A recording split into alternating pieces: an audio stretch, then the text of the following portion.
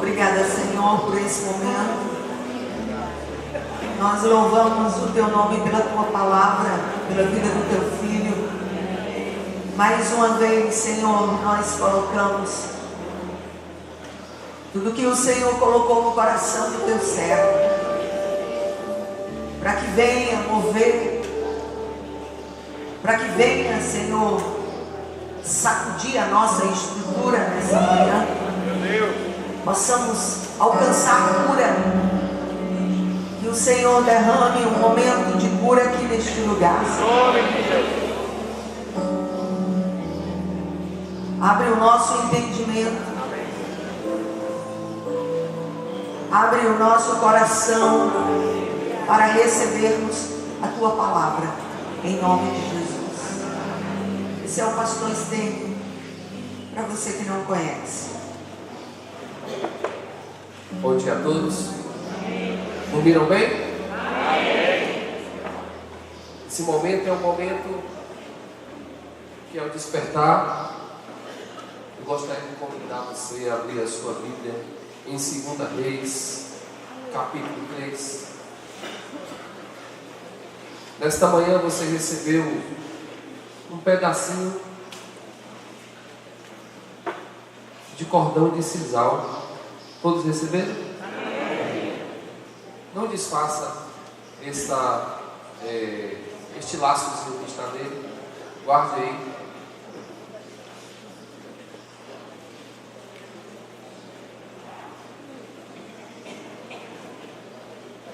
O tema da tenda do encontro é o caminho do intercessor. Da Igreja Batista Central até aqui, o Manaim, são 25 quilômetros. Alguns que estão aqui, que moram na redondeza da igreja, percorreram cerca de 25 quilômetros para estarem aqui. Fizeram este caminho. Alguns percorreram o caminho de 100 quilômetros. Alguns percorreram o caminho de 150. Alguns que estão aqui percorreram o caminho de 400, mais 25, 425. Mas temos aqui pessoas que percorreram também um caminho de cerca de 950 quilômetros. Lá no Rio Grande do Norte, para estarem aqui. E alguns que talvez tenham percorrido até mais que nós não sabemos. Tudo quanto você faz na direção do Senhor, sempre tem uma recompensa. E são diversos caminhos, e nesta manhã o Senhor vai falar dentro desse tema, o caminho do intercessor. Vamos ver o que Ele está falando no nosso coração. E eu vim nesta manhã para contar uma história. Ok? 2 Reis, capítulo 3, do versículo 4 ao versículo 12, diz assim: Messa, rei dos Moabitas, tinha muitos rebanhos e pagava 100.000 cordeiros e a lã de 100.000 carneiros como tributo vassalar ao rei de Israel. Todavia, quando morreu Acabe, o rei de Moabe, revoltou-se contra o rei de Israel. Naquela época, o rei Jorão saiu de Samaria e arregimentou todo Israel. Depois mandou transmitir uma mensagem ao rei de Judá, dizendo: o rei de Moabe rebelou-se contra mim. Portanto, tu irás comigo à guerra contra os moabitas? Ele prontamente replicou: sim, eu irei. Estarei ao teu lado, o meu povo como o teu povo, e os meus cavalos de guerra junto aos teus. E indagou: por qual caminho haveremos de subir? Ao que Jorão orientou: pelo caminho do deserto de Edom. Repete comigo: pelo caminho do deserto de Edom. O rei de Israel, o rei de Judá e o rei de Edom partiram. E depois de darem uma volta de 7 dias de marcha, faltou água para o exército, para os animais que o seguiam. Então o rei de Israel exclamou: ai de nós! Será que Yahvé reuniu-nos os 3 reis para entregarmos nas mãos dos moabitas? Mas Josafá, rei de Judá, indagou: acaso não existe aqui um profeta de Yahvé para podermos consultar o Senhor por seu intermédio? Então um dos servos do rei de Israel respondeu: está aqui Eliseu, filho de Safate, que como discípulo derramava água sobre as mãos de Elias. Então declarou Josafá: ele tem a palavra de Yahvé. Aleluia! Glória a Deus! Em seguida, o rei de Israel, Josafá e o rei de Edom desceram ao encontro do profeta. Baixa tua cabeça, fecha teus olhos. Mais uma vez entregamos as nossas vidas ao Senhor e declaramos, meu Pai, que estamos aqui unicamente para ouvir a tua voz. Clamamos ao Senhor que sobre esse ambiente haja apenas, Senhor, a manifestação do teu Espírito. Proibimos qualquer tipo de manifestação que não venha da tua parte. E declaramos que estamos aqui para, neste momento, Senhor, muito simples, buscar ouvir a tua voz. Em nome de Jesus. Amém. Glória a Deus! Estou aqui para contar uma história. Amém? Não sou contador de história. Na nossa igreja há uma jovem que é contadora de história. Eu gostaria de ter a habilidade dela para contar essa história, mas vou buscar fazer aquilo que o Senhor tem colocado no coração. Este cenário é um cenário de guerra. Por causa de que esta guerra? Por causa de um pagamento de tributo. Diz a palavra que o rei de Moabe pagava 100.000 cordeiros e a lã de 100.000 carneiros como tributo vassalar ao rei de Israel. Esse tributo começou quando o rei Davi conquistou os moabitas, e aí começou a cobrar esse tributo, um tributo altíssimo. O reino de Israel, houve uma divisão e gerou o reino do norte com 10 tribos e o reino do sul com Judá e Benjamim. E dali isso aconteceu após a morte de Salomão. E tivemos aí 2 reinos. O reino do norte, repete comigo, o reino do norte, que se chama Israel, e reino do sul, que se chama Judá. A partir daí, irmãos, esse tributo ficou na responsabilidade do reino do norte cobrar. Houve na primeira divisão, era Roboão e Jeroboão. Roboão no reino de Judá e Jeroboão no reino do norte como rei. Capital do reino do sul, Jerusalém. Capital do reino do norte, Samaria. Nesta época nós temos aqui 2 reis. Como rei de Judá, Josafá. Como rei do reino de Israel, nós temos agora Jorão. E aqui nós começamos a história. Acabe, que foi reino do reino de Israel. Acabe morre. Quando Acabe morre, aí o rei Moabita começa a dizer: sabe de uma? Aquele tributo que a gente pagava desde a época de Davi.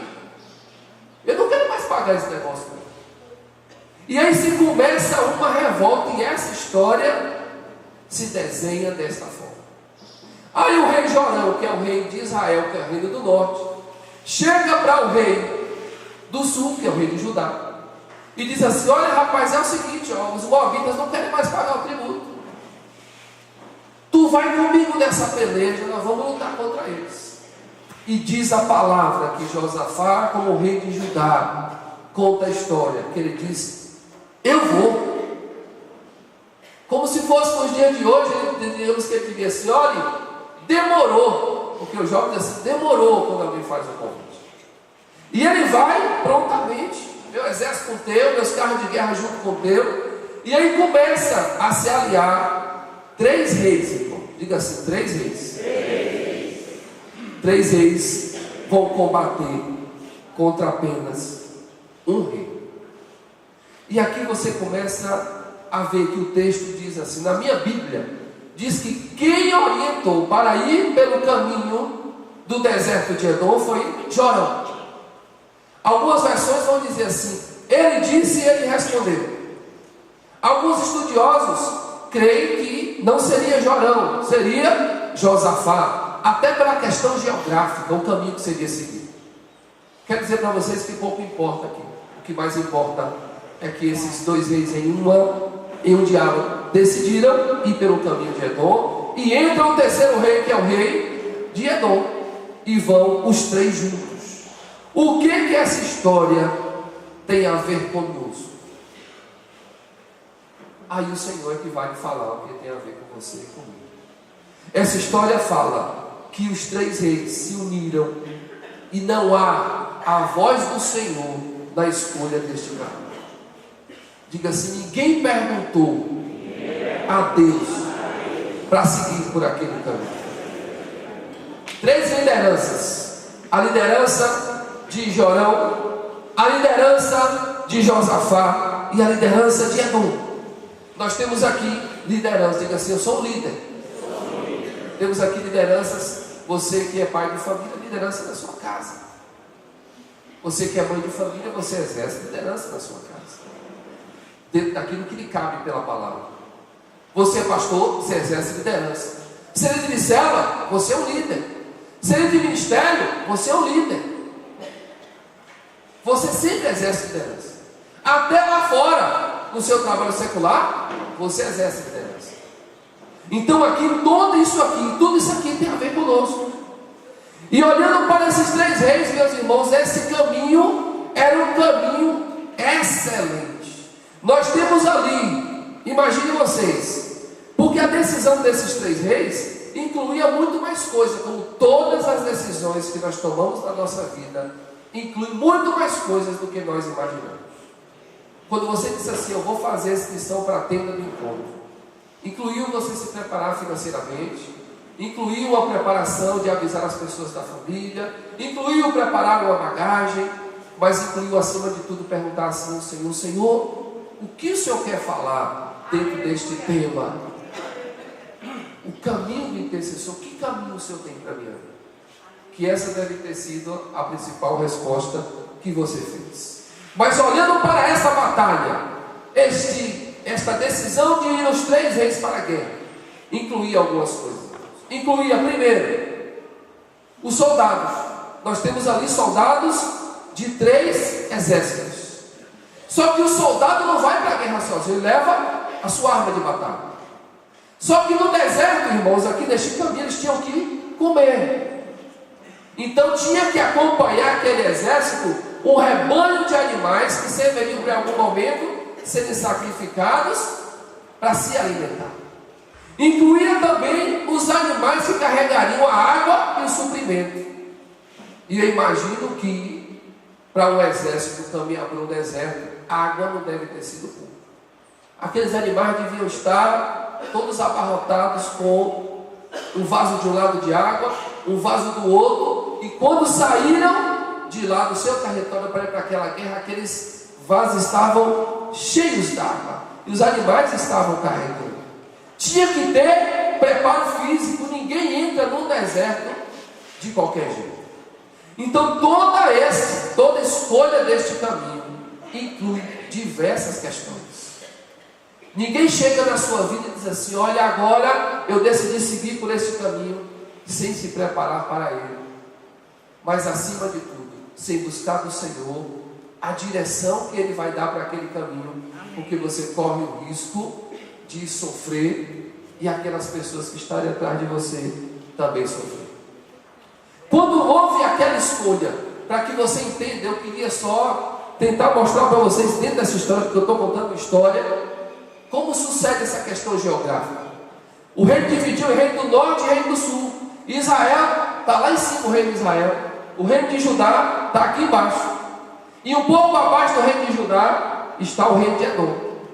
Do lado de cá, Mediterrâneo, do lado de cá, o Mar Morto. Atrás do Mar Morto, os Moabitas. O mais lógico desta guerra, quando os Moabitas disseram: não vamos pagar, eles esperaram que não vão pagar, alguém vai guerrear contra nós. Era para guerrear pelo norte, porque Jorão está lá no norte. Mas na estratégia que humanamente pensaram, eles disseram assim: olha, vamos surpreender. Diga assim: surpreender. Aí disseram, Jorão disse assim: olha, Josafá, é o seguinte, nós vamos fazer a estratégia de surpreender pelo sul. Então tu vai comigo, eu vou. Então chama Edom aí, chamou Edom e tal. E foram pelo sul, que era um caminho improvável. E era um caminho que envolvia um deserto. Diga assim: um deserto. E esta é a geografia. o rei Jorão caminhou muito mais para se atacar pelo sul do que para atacar pelo norte. Talvez possivelmente não, pela geografia, quem mais caminhou foi o rei de Israel. Depois o rei de Judá. E por último o rei de Edom, que ele já habitava naquela região. E o deserto, para passar pelo deserto, teria que conversar com eles, sem dúvida. Mas ele prontamente seguiu junto com eles ali. E aqui você começa a observar que esta decisão deste caminho foi uma decisão da mente. A Bíblia fala em Provérbios 14, 12: há caminhos que ao homem parecem ser as melhores escolhas, mas ao final chega a morte. Quando você pensa assim, o caminho do intercessor, não existe caminho na vida de alguém que serve a Deus sem antes o joelho no chão. Não existe nenhum caminho. Se for pelo caminho sem o joelho no chão, você está fadado a entrar num deserto e sofrer muito. Diz aqui que eles entraram por esse caminho, mas entraram sem ouvir a voz de Deus. Diga assim: entraram sem ouvir a voz de Deus. Quando você entra por um caminho sem pedir a orientação de Deus, quando você entra sem orar, você vai orar para Deus livrar das consequências. Essa manhã o Senhor quer lhe falar o seguinte: independente do caminho que você tem pedido confirmação ao Senhor, só entre por ele quando o Senhor lhe confirmar. Alguns aqui já sabem o que é o sofrimento de um caminho sem a direção do Senhor. De um caminho que entrou sem perguntar ao Senhor. Aqui, isso é algo assim, muito tranquilo. Todo mundo sabe o que é isso. Aí quando eles entram por aquele deserto, sem perguntar ao Senhor, versículo 8 e 9 diz assim, irmãos: e indagou: por qual caminho haveremos de subir? Ao que Jorão orientou: pelo caminho do deserto de Edom. O rei de Israel, o rei de Judá e o rei de Edom partiram, assim diz a história. E depois de darem uma volta de 7 dias de marcha, faltou água para o exército e para os animais. Entenda como os animais que serviriam para alimentação e os animais que estavam carregando os mantimentos e as vasilhas de água. O projeto era perfeito. 3 exércitos, um efeito surpresa, água, mantimento, tudo suficiente, um caminho onde nunca ninguém mais iria imaginar. E eu imagino esses 3 exércitos juntos e fazendo um checklist. Cadê os exércitos? Aí passa aquela multidão. Cadê os animais do rebanho? Aí passa aquela multidão de animais. Cadê a água e os suprimentos? Aí passa um monte de animais junto com a água que eles já deveriam estar andando assim, de tanto peso e tanta água. E os mantimentos, o pessoal: olha, está tudo ok. Essa guerra já está vencida.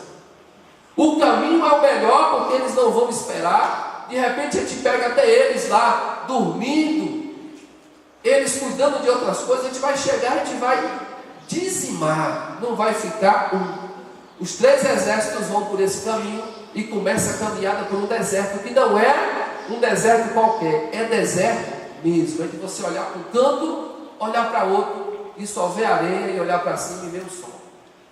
É deserto de verdade. E eles vão para aquele deserto. 1 dia, 2 dias, 3 dias, e aí tem água aí? E vai tomando a água, e os animais que estavam pesados começam a ficar mais leves, e os vasinhos de água começam a bater mais, e começa aquela zoada, e começa a acabar a comida. E outro: rapaz, tem água aí? Não tome água aqui. 1, 2, 3 dias, e a água vai acabando, e o caminho vai continuando, e a água vai cessando. 3, 4, 5 dias, e a água vai acabando, e o povo vai se cansando, porque no deserto tem cansaço. É uma volta de 7 dias, irmão, por um caminho que nunca se perguntou nada ao Senhor. E aí chega no 6º dia, no 7º dia, aí vem os resultados de todo aquele caminho que é feito sem a direção do Pai. Cansaço, desgaste, e aí infelizmente vem algo que nós fazemos e que está errado, que está no versículo 10. Olhe para a sua palavra que está escrito assim, no versículo 10 do capítulo 3. Então o rei de Israel, logo quem? O rei de Israel, Jorão, exclamou: ai de nós! Será que Yahvé reuniu-nos os 3 reis para entregar-nos nas mãos dos moabitas? É muito fácil quando a gente não pergunta a Deus, querer culpar a Deus pelas consequências de um caminho tomado sem a direção dele. É muito fácil transferir a responsabilidade para Deus. Diga para você mesmo, bota a mão no seu coração e diga assim: eu não posso reclamar de Deus. Houve uma época que eu investi num curso em outra cidade durante 3 anos. 3 anos passando dificuldade e estudei durante 3 anos num curso e trabalhei apenas cerca de 9 meses naquela área. Alguns anos depois de eu ter mudado algumas coisas, eu perguntei e disse assim: mas meu Deus, para que o Senhor me permitiu perder tantos anos da minha vida se eu não vou mais utilizar isso? Eu fiz a mesma coisa que esse pessoal aqui, ó, porque nós não temos diferença nenhuma, os personagens da palavra. É verdade. Aí eu ouvi uma voz muito tranquila no coração dizendo assim, bem tranquila, bem suave: você nunca me perguntou nada. Eu nunca consultei ao Senhor se era para ir por aquele caminho. Se você não pergunta nada ao Senhor na hora de escolher o caminho, não se atreva a perguntar na hora que as coisas não saem como você imagina que deveriam ser. É o maior erro. É fácil dizer para Deus, e olha que você vai olhar a Bíblia de cabo a rabo e você vai ver de Gênesis a Apocalipse diversas pessoas caminhando por esse caminho. Diversas. E aí, se você, meu irmão, não tem o costume de parar para perguntar a Deus o que vai fazer, não crie o costume de parar para reclamar de uma coisa que você nunca perguntou. Amém? Então, irmãos, nesta manhã, eu não vim aqui nem para pedir ao Senhor que lhe direcione este caminho, ó, o caminho que você vai seguir nesses dias que vão suceder ao congresso.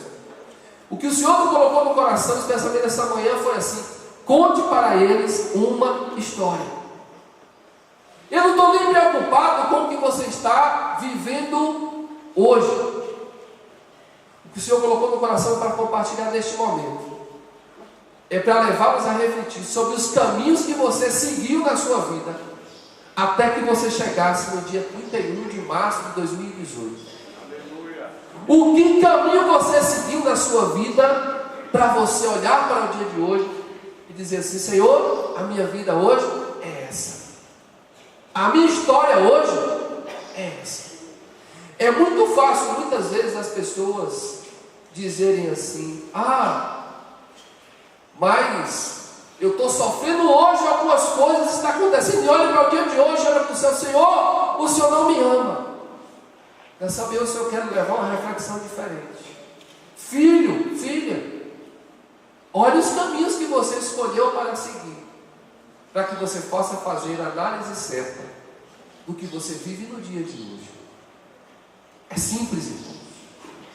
Quando eles chegam nesse estágio, a morte está perto. Os moabitas já estão perto da fronteira. E ali estão aqueles 3 reis, em uma situação onde a morte está batendo na porta. E é aquele caminho que eles chegaram de morte. Houve um início. Começaram a surgir embaraços. Diga assim: embaraços. Tem pessoas que vão dizer assim: rapaz, fulano de tal caiu no adultério.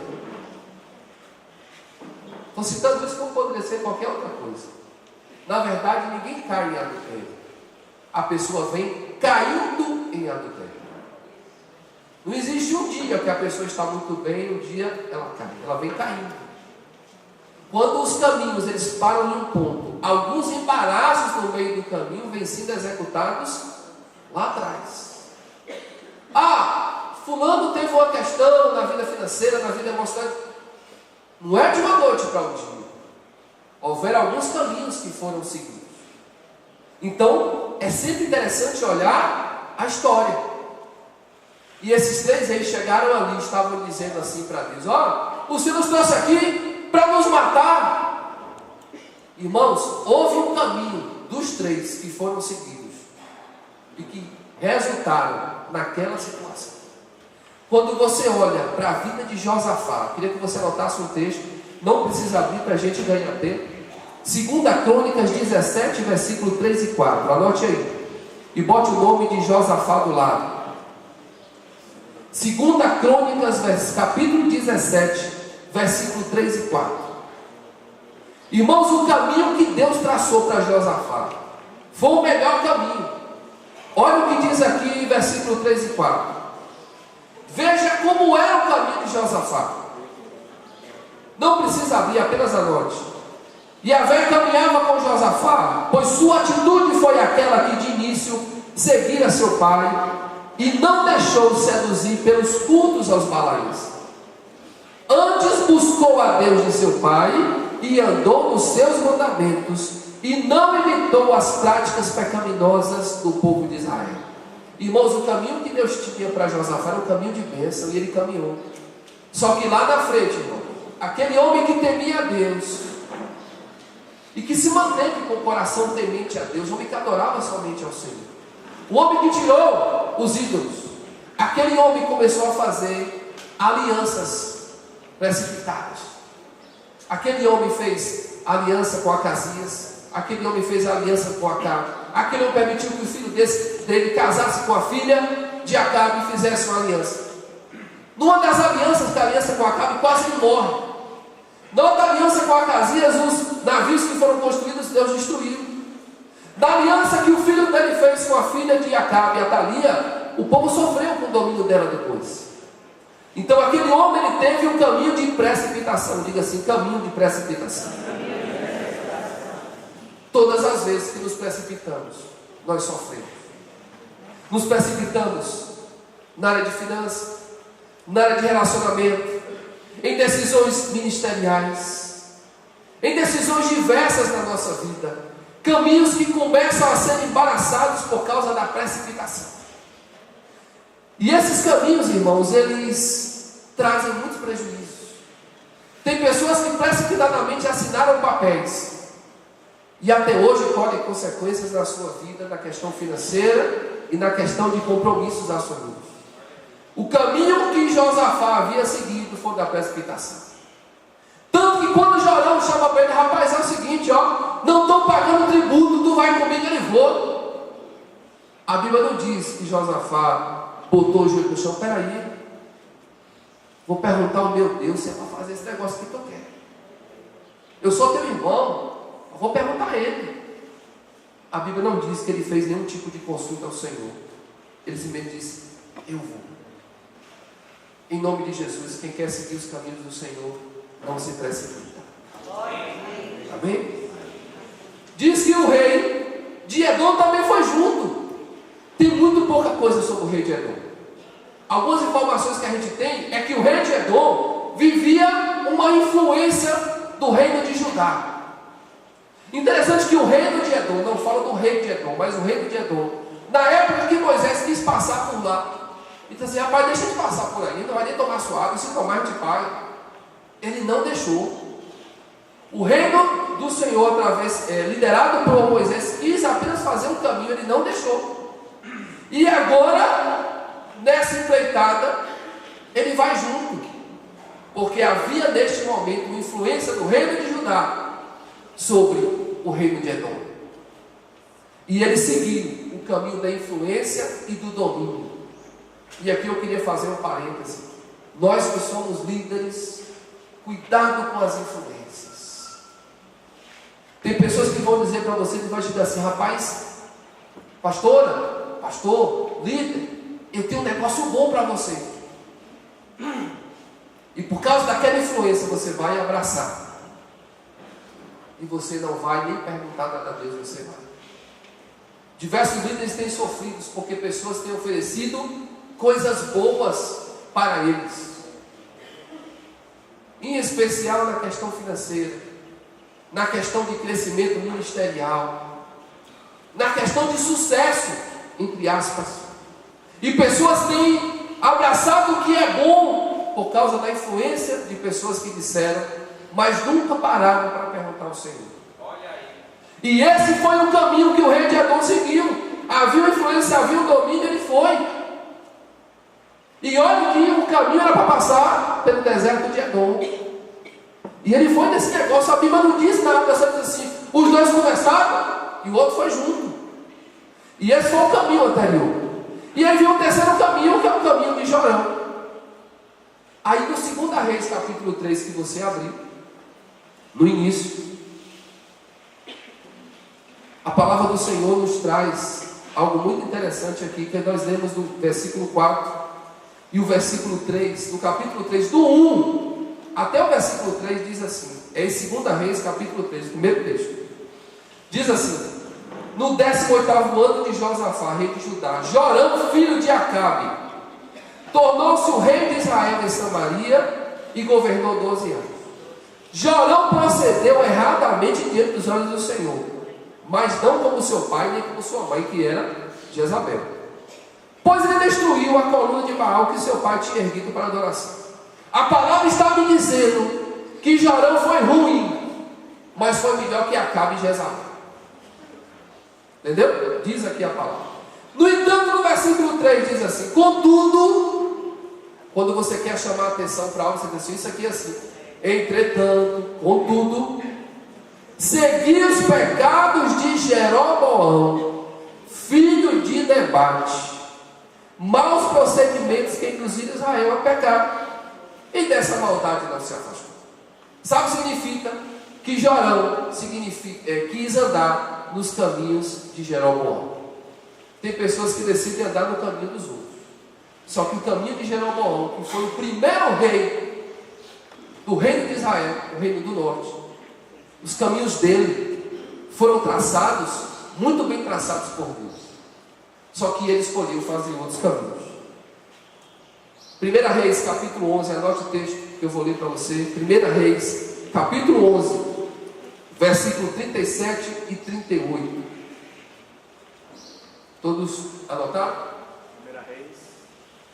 1 Reis, capítulo 11, 37 e 38.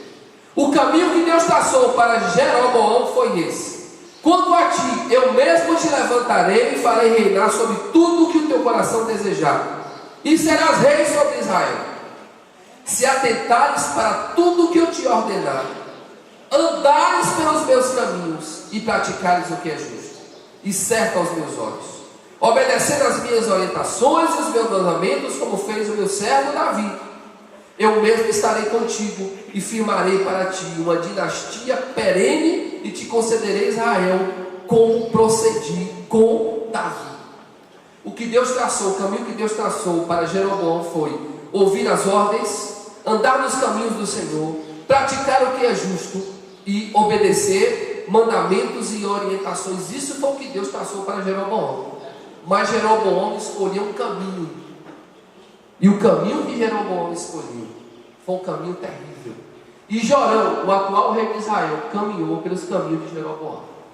Jeroboão, quando o reino dividiu, ficou com medo, porque ele vai lá para o norte, a capital é Samaria, o povo de Judá fica aqui, a capital é Jerusalém. Ele ficou com medo, olha, se esse povo continuar indo para Jerusalém para prestar culto, eu vou acabar perdendo o domínio. Sabe o que ele faz? Ele faz tudo o contrário do que Deus orientou. Ele vai da região de Dan e de Betel e bota 2 bezerros, para que o povo adore e não mais vá prestar um culto lá no templo em Jerusalém. Jeroboão, ele chega na festa dos tabernáculos, irmãos, que era comemorado no 7º mês do calendário judaico, e faz uma festa lá no Reino do Norte, no 8º mês. Nada a ver. Ele consagra diversos sacerdotes, só que não da tribo de Levi, como diz a palavra, de diversas tribos. Ou seja, o caminho que Jeroboão escolheu é o caminho de fazer o que quer, de fazer o que a mente manda. Diga assim, o caminho de fazer o que a minha mente manda. Esse é o caminho que mais nos traz problema. Jorão não foi como Acabe. Jorão foi melhor do que Acabe. Mas Jorão escolheu andar pelo caminho de quem? De Jeroboão. Se você escolhe andar pelo caminho de Jeroboão, você vai ter sérios prejuízos. Quando você faz o que a sua mente quer, quando você faz o que o seu coração simplesmente está mandando, você vai ter uma série de embaraços no seu caminho. Uma série de embaraços. Entenda como embaraço. Quando você faz o que você quer com as suas finanças, com os seus sentimentos, porque você é responsável pelo que você sente. Ah, fulano fez isso comigo, ele fez, mas quem é responsável pelo que você sente é você. Por isso que Deus manda perdoar. Porque o perdão, o responsável da falta de perdão sou eu. Ah, mas fulano fez, ele me fez sentir isso, sim, mas quem é responsável pelo que sente é você. Quando você faz o que você quer e não obedece o que o Senhor manda, que é perdoar, você assume as consequências desse embaraço. Quando você faz o que quer, quebra princípios bíblicos, você assume o resultado desse embaraço por conta dos princípios quebrados. Quando você não libera as mágoas, você recebe o embaraço por conta dessas mágoas não liberadas. Quando você se relaciona como você quer, você recebe o resultado. Quando você acha que você é bom demais, porque aqui somos líderes, intercessores, e você não ora mais, você está com um grande embaraço na sua vida.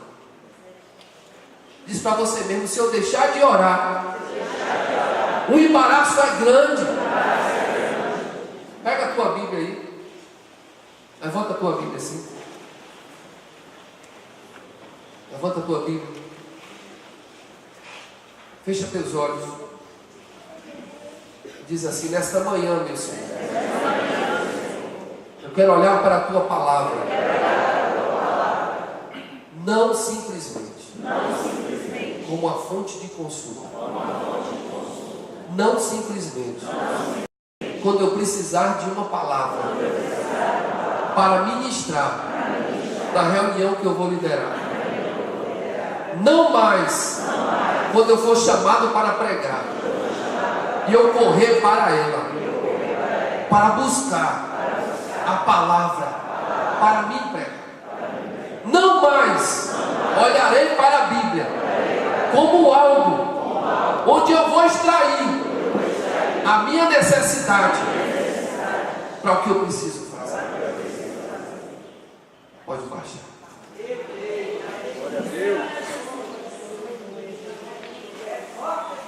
O Senhor, Ele quer nos alertar para o erro que nós cometemos, de olhar para a Bíblia, porque eu preciso dar um estudo, eu vou correr para a Bíblia. Porque eu preciso liderar uma célula, eu vou correr para a Bíblia. Porque me chamaram para pregar, agora eu vou ter que ir para a Bíblia. O Senhor quer nos levar por um caminho onde você se apaixone pela palavra de tal forma que quando alguém lhe chamar para fazer alguma coisa, o Senhor vai dizer: lembra aquela palavra que você lia junto comigo e pedia a revelação, eu falei no teu coração. É aquela palavra que eu quero para os meus filhos, para minhas filhas. Não se prostitua. Deus lhe chamou para um ministério, não é para você carregar. E tem gente que acha que já sabe tanto a Bíblia, você vai pregar que dia? Não, eu já tenho estudo pronto. Não pergunta nada ao Senhor. As pessoas são diferentes umas das outras. Você não percebeu isso não? E para cada situação, ainda que sejam as mesmas, Deus tem uma palavra. Não seja negligente. O Senhor nos chama nesta manhã para ir para um caminho de paixão por Ele. Tem líderes que não oram mais e que não mais leem a Bíblia, porque já sabem alguns versículos de cor, já sabem os textos de cor, já pregaram uma mensagem e foi uma bênção aos seus olhos. Aquela palavra foi bênção, bombou, eu vou pregar em tal lugar. Esqueça. Isso é um caminho de Jeroboão só faz o que quer. Quem só faz o que quer, se prepare para colher aquilo que nem imaginava que ia colher. Em nome disso, a começar em mim. Todos nós que estamos aqui, a começar em mim. Se juntam naquele deserto 3 caminhos: o caminho da precipitação, o caminho da influência e domínio, e o caminho daquele que só faz o que quer. O que você acha que ia ter como resultado? Versículo 11 e 12 do capítulo 3 de 2 Reis. Não vai dar coisa boa. Diz assim no versículo 11 e 12: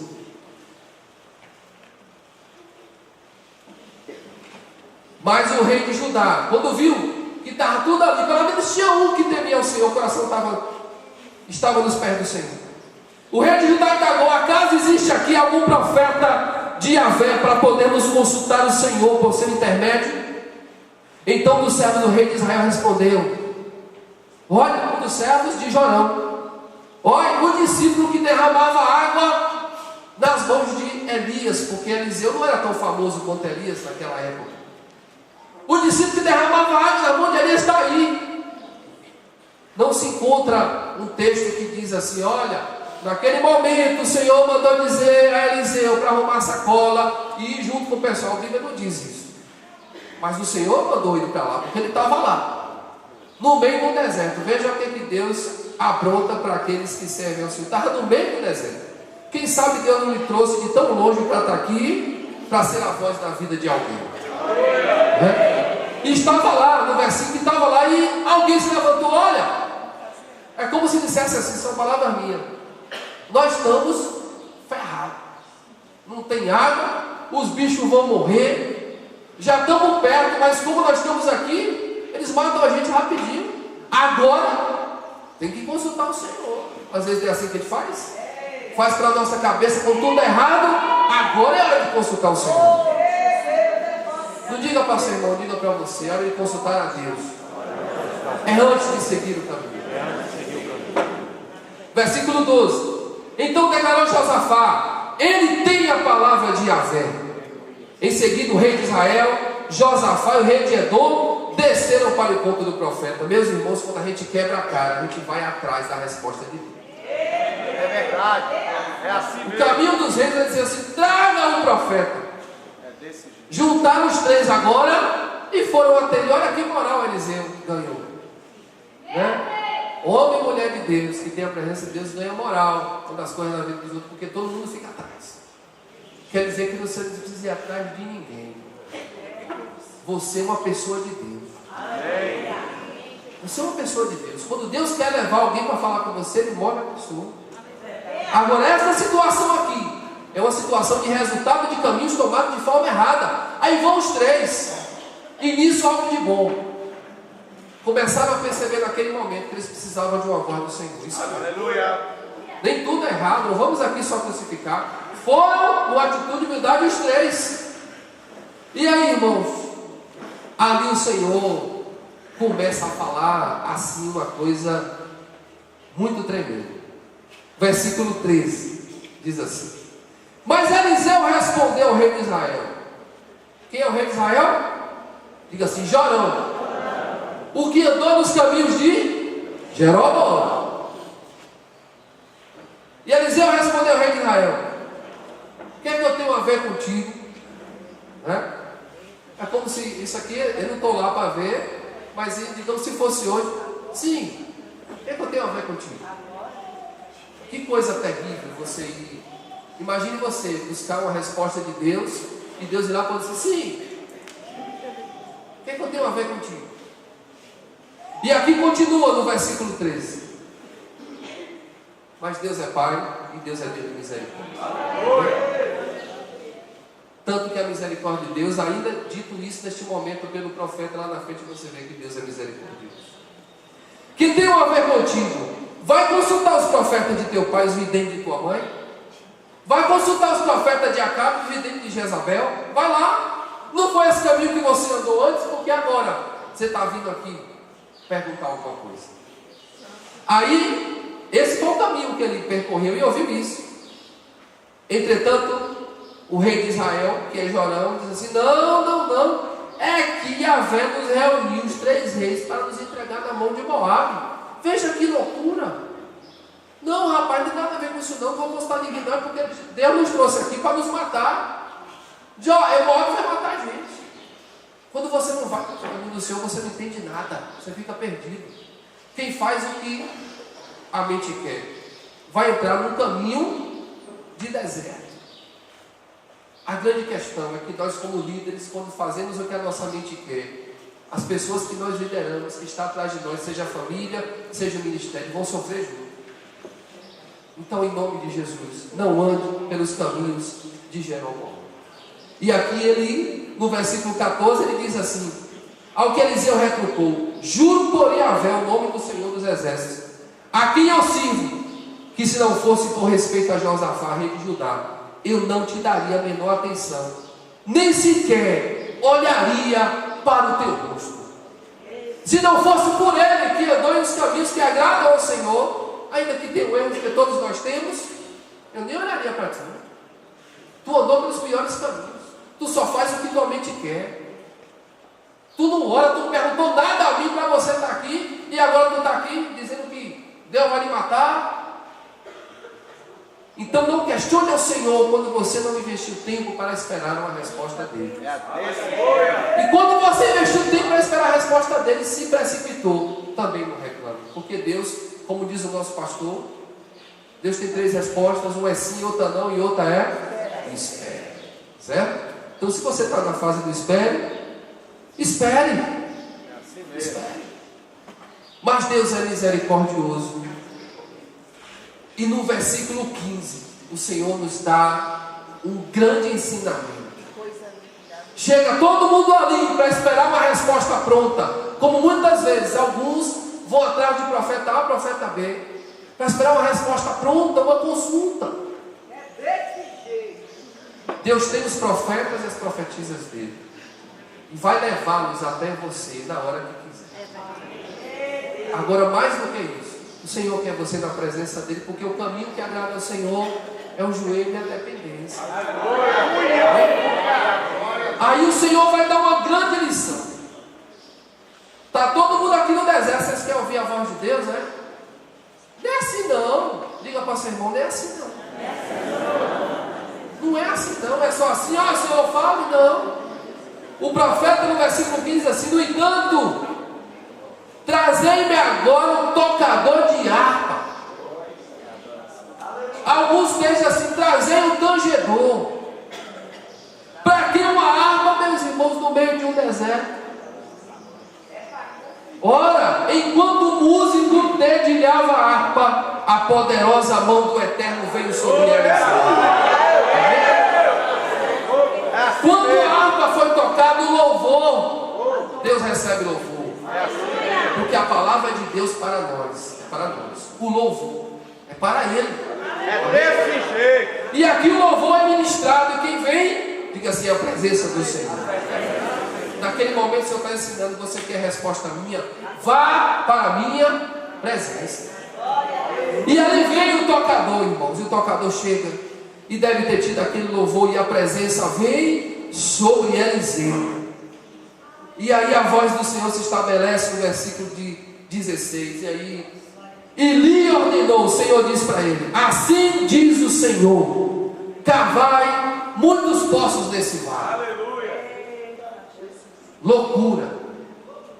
O exército está sem água, o exército está cansado, andou 7 dias, os moabitas estão lá para matar, e o Senhor manda cavar poço no deserto.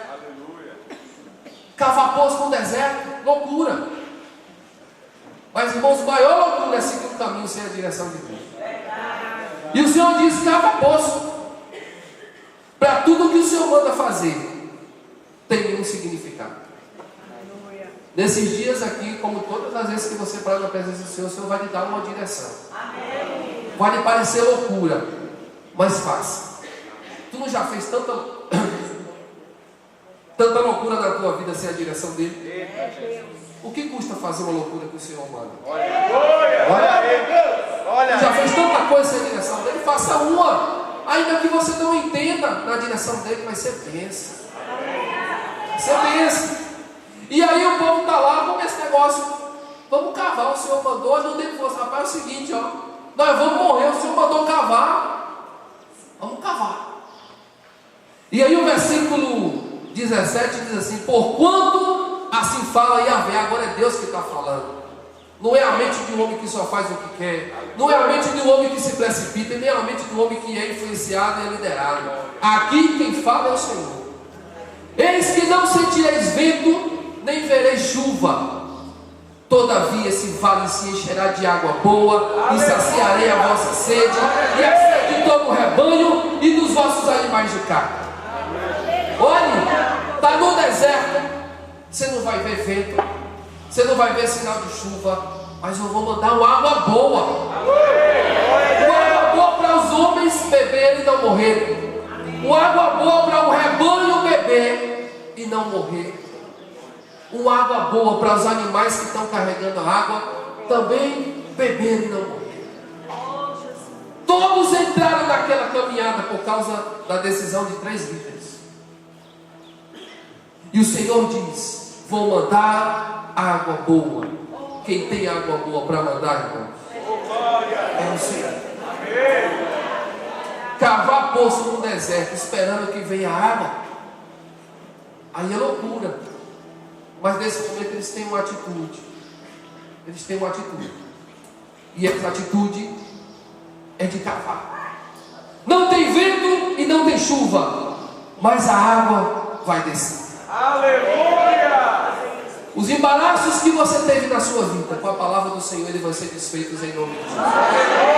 E diz aqui no 18: mas isso ainda é pouco. Está achando pouco? Se é pouco aos teus olhos, mas isso ainda é pouco aos teus olhos, pois ele ainda entregará Moabe em vossas mãos. Eita, meu! Meus irmãos, mata a sede, livra da morte e ainda vai dar vitória sobre o inimigo. Diga assim: misericórdia, amor. É isso que Deus derramou sobre a vida. Glória a Deus! Aleluia! E diz o 19: destruirei todas as cidades fortificadas, cortarei todas as árvores frutíferas, e taparei todas as nascentes, e cobrirei as pedras, todos os campos férteis. E aconteceu que ao raiar do dia seguinte, na hora do sacrifício matinal, muita água, diga assim: muita água veio descendo na direção de Edom e alargou toda a região. Glória a Deus! A água desceu porque o Senhor tratou aquele povo. Tem caminhos de pessoas que entraram aqui, e aqui foi contada uma história. O Senhor quer hoje tocar na tua história. Eu queria que você pegasse esse cordão, olhe para ele. Queria que você não se movimentasse. É assim mesmo. Nós já estamos terminando. Olhe para ele agora. Só fica olhando para ele, não olhe para mais nada. Esse cordão representa um caminho com embaraço. Só olhe para ele. Esqueça quem está do seu lado. Isso é só para você. Não é para quem está do seu lado nem para a esquerda. É para você. Olhe para ele. E esse cordão, ele tem um embaraço no meio dele. Esse embaraço, olhando para a nossa vida, ele pode ter sido gerado em algum momento no caminho que nós seguimos. O Senhor pegou os 3 ali e ele fez algo tremendo. Quando manda chamar o tocador, ele está dizendo: agora vem a minha presença, porque na minha presença eu vou desatar todo o embaraço. A morte estava chegando a passos largos, mas o Senhor livrou da morte. O Senhor trouxe água, o Senhor trouxe vitória, o Senhor trouxe milagre, e gerou no coração deles obediência.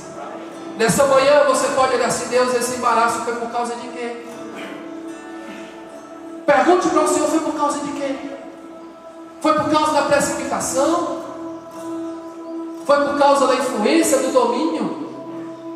Foi por causa porque eu só quis fazer o que a mente me diz?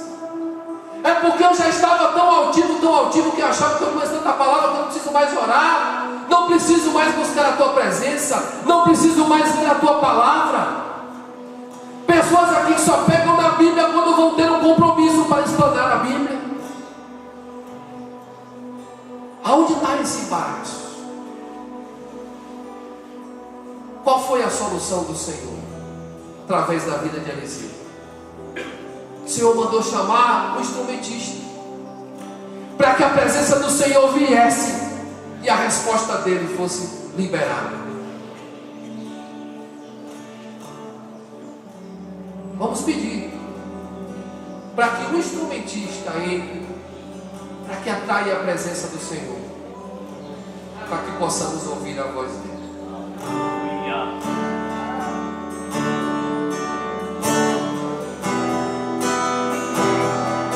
Agora você ora. Quando você ouve, o instrumentista está aqui, está louvando, e você vai orar pedindo: Senhor, me mostre o embaraço, porque eu quero que ele seja desfeito em nome de Jesus.